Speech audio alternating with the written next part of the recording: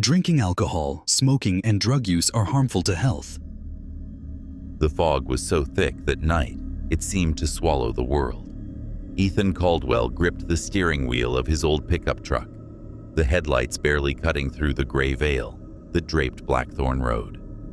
The rural stretch, flanked by gnarled trees and abandoned farmland, was notorious for its isolation. No one drove it after dark unless they had to. Ethan had to. His sister, Lila, was waiting at their late grandmother's farmhouse, 30 miles out, to settle the estate. The will had been a mess, and the house, creaking, ancient, and half reclaimed by ivy, was the last tie to their family's troubled history. The radio crackled, spitting static before dying completely. Ethan cursed under his breath, glancing at the dashboard clock. 11:47 p.m. The air felt heavy, oppressive, like the fog was pressing against the truck, urging it to stop. He shook off the unease. Just a long drive, he told himself. Just a bad night. Then he saw her. She stood on the shoulder of the road, barely visible in the mist, her silhouette wavering like a mirage. A woman, young, maybe mid-20s, in a pale dress that looked out of place for the October chill. Her dark hair hung limp, and she held one arm outstretched, thumb up, the universal sign for a hitchhiker. Ethan slowed the truck, his instincts warring. This was Blackthorn Road. No one walked out here. No one hitched out here. But she looked lost, vulnerable. He couldn't just leave her. He pulled over, gravel crunching under the tires. The woman didn't move until the passenger door creaked open. Up close, her face was pale, almost translucent, with deep-set eyes that seemed to drink in the dim light. Her dress was old-fashioned, like something from a thrift store's forgotten bin, and it clung to her frame, damp from the fog. "Need a ride?" Ethan asked, his voice louder than he intended, cutting through the silence. She nodded, her lips parting slightly but saying nothing. She climbed into the passenger seat with a grace that felt unnatural, like she was gliding rather than stepping. The door shut with a soft thud, and Ethan noticed the air inside the truck grew colder, his breath visible in faint puffs. "Where are you headed?" he asked, pulling back onto the road. "Up ahead," she said, her voice soft, almost a whisper, with an accent he couldn't place. "The old house." Ethan frowned. The only house for miles was his grandmother's. "You mean the Caldwell place? Big farmhouse, ivy all over?" She nodded, staring straight ahead, her hands folded neatly in her lap. Her fingers were long, too long, and her nails were chipped, dirt caked beneath them.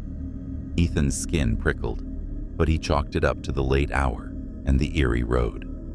"All right," he said, forcing a smile. "I'm going there anyway. What's your name?" "Clara," she said after a pause, her eyes still fixed on the road. "Clara May." "Nice to meet you, Clara. I'm Ethan." He waited for her to say more, but she didn't. The silence stretched, thick as the fog. He tried to focus on the road, but her presence was like a weight in the cab, pulling his attention. Every so often, he caught her reflection in the side mirror, but it was wrong. Her face seemed to blur, like a smudged photograph. "You from around here?" he asked, desperate to fill the quiet. "I was," she said, "a long time ago." The answer hung in the air, cryptic and heavy. Ethan's grip tightened on the wheel. "You visiting someone at the farmhouse?" "No," she said, her voice dropping to a near whisper. "I just need to go back." Ethan didn't press further. Something about her tone told him to stop. The fog thickened, and the road seemed to narrow, the trees on either side closing in like skeletal hands. He glanced at the clock again. 11:52 p.m. Had only 5 minutes passed. It felt like hours. The farmhouse came into view, its sagging roof and dark windows looming through the mist. Ethan felt a wave of relief. He'd drop Clara off, check on Lila, and get the hell out of this place. The truck rolled to a stop in the overgrown driveway, and he turned to Clara. "We're here," he said, but the passenger seat was empty. Ethan froze, his heart lurching. The door hadn't opened. He hadn't heard her move. He stared at the seat, where a faint damp spot marked the fabric, as if she'd been soaked through. His breath hitched, and he scrambled out of the truck, the cold air biting his skin. The fog swirled around him, muffling the world. "Clara?" he called, his voice swallowed by the mist. No answer. He circled the truck, checking the road, the yard, the shadows. Nothing. It was like she'd never been there. The farmhouse door creaked open, and Lila stepped onto the porch, her flashlight beam cutting through the fog. "Ethan? What the hell are you yelling about?" He stumbled toward her, his pulse racing. "There was a woman. I picked her up on the road. She said her name was Clara, said she needed to come here. But she's gone. She just vanished." Lila's face paled, her flashlight trembling in her hand. "Clara? Did you say Clara?" "Yeah, Clara May. Why?" Lila grabbed his arm, pulling him inside. The farmhouse smelled of mildew and decay, the furniture draped in dust-covered sheets. She locked the door behind them, her hands shaking. "Ethan, you need to listen to me," she said, her voice low. "Clara May she's not alive. She hasn't been for decades." Ethan's stomach dropped. "What are you talking about?" Lila led him to the living room, where a stack of old papers and photos sat on a table, part of their grandmother's belongings. She rifled through them, pulling out a yellowed newspaper clipping. The headline read, "Local woman found dead on Blackthorn Road, 1953. Below it was a grainy photo of a young woman in a pale dress, her dark hair framing a hauntingly familiar face. "That's her," Ethan whispered, his throat dry. Lila nodded, her eyes wide. "Grandma used to tell stories about Clara May. She lived in this house back in the 50s. She was troubled. They said she wandered the roads at night, trespassing on people's land, muttering about things no one understood. One night, she was found dead in a ditch on Blackthorn Road.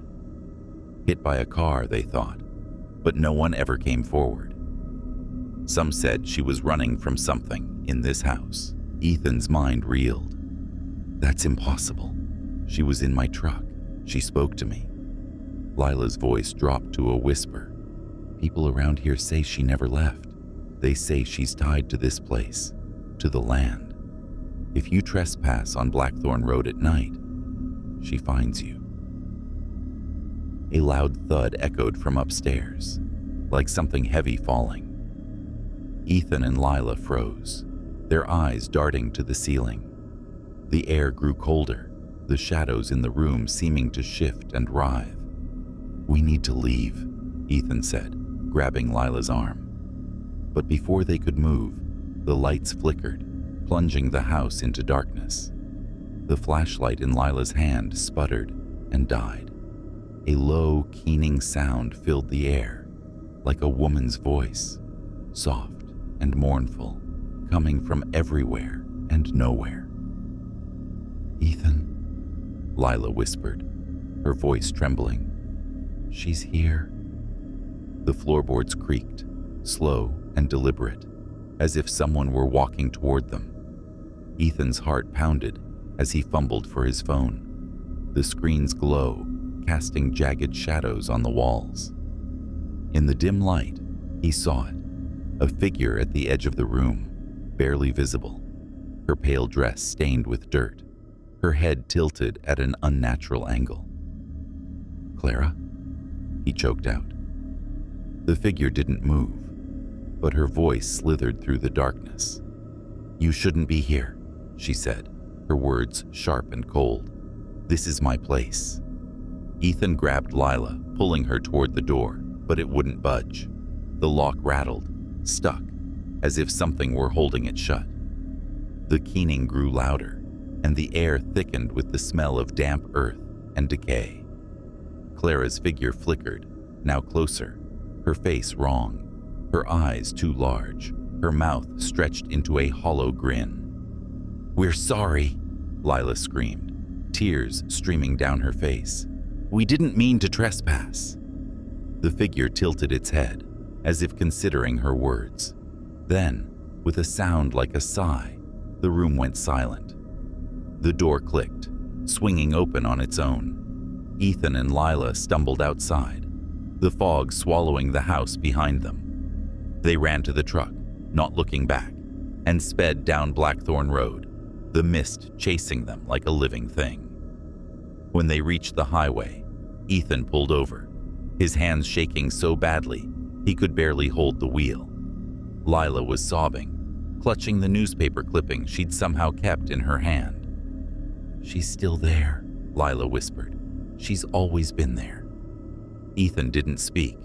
He couldn't. But as he glanced in the rearview mirror, he saw it.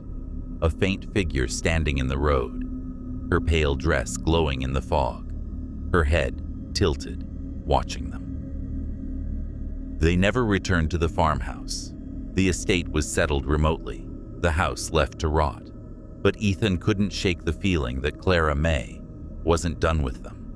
Every foggy night, he'd wake in a cold sweat, certain he heard her voice whispering from the shadows, "You shouldn't be here." And sometimes, when he drove alone, he'd glance at the passenger seat, half expecting to see a damp spot, a trace of her, waiting to return.